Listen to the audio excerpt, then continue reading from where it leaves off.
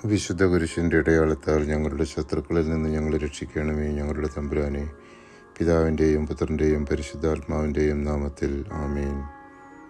ദൈവാനുഗ്രഹത്തിനായി നാം യേശുക്രിസ്തു കർത്താവാണെന്ന് പിതാവായ ദൈവത്തിൻ്റെ മഹത്വത്തിനായി ഏറ്റുപറയണമെന്ന് ഉദ്ബോധിപ്പിക്കുന്ന തിരുവചന ഭാഗമാണ് വിശുദ്ധ പൗലോസ് ഫിലിപ്പിയർക്ക് എഴുതിയ ലേഖനം 2-ാം അധ്യായം 9 മുതൽ 11 വരെയുള്ള തിരുവചനങ്ങൾ.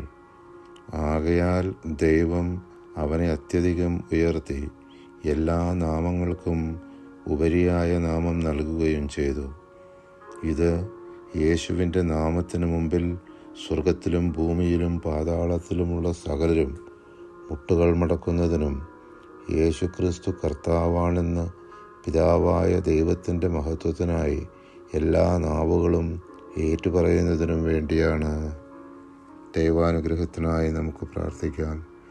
ഞങ്ങളിൽ വസിക്കുന്ന ത്രിയേക ദൈവമേ, ഞങ്ങളുടെ സ്വാർത്ഥത, അഹങ്കാരം, വെറുപ്പ്, വിദ്വേഷം, അസൂയ, വൈരാഗ്യം, മുൻകോപം, ആസക്തികൾ, ദുശ്ചിന്തകൾ, നിരാശ, അപകർഷതാബോധം, മറ്റുള്ളവരെ വിധിക്കുന്ന പ്രവണത, മറ്റുള്ളവരോട് ക്ഷമിക്കുവാൻ സാധിക്കാത്ത അവസ്ഥ, പ്രാർത്ഥനയിലുള്ള ശുഷ്കാന്തിക്കുറവ്, തഴക്കദോഷങ്ങൾ തുടങ്ങി ഞങ്ങളുടെ എല്ലാ ബലഹീനതകളെയും ഞങ്ങൾ അവിടുത്തെ തിരുസന്നിധിയിൽ സമർപ്പിക്കുന്നു.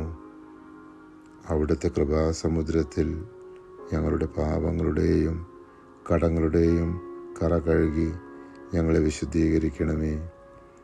ഞങ്ങൾക്ക് നിർമ്മലമായ ഒരു ഹൃദയം നൽകി അവിടുത്തെ അനുഗ്രഹവർഷം ഞങ്ങളിലും ഞങ്ങളുടെ കുടുംബാംഗങ്ങളിലും ചൊരിയണമേ. ആമേൻ.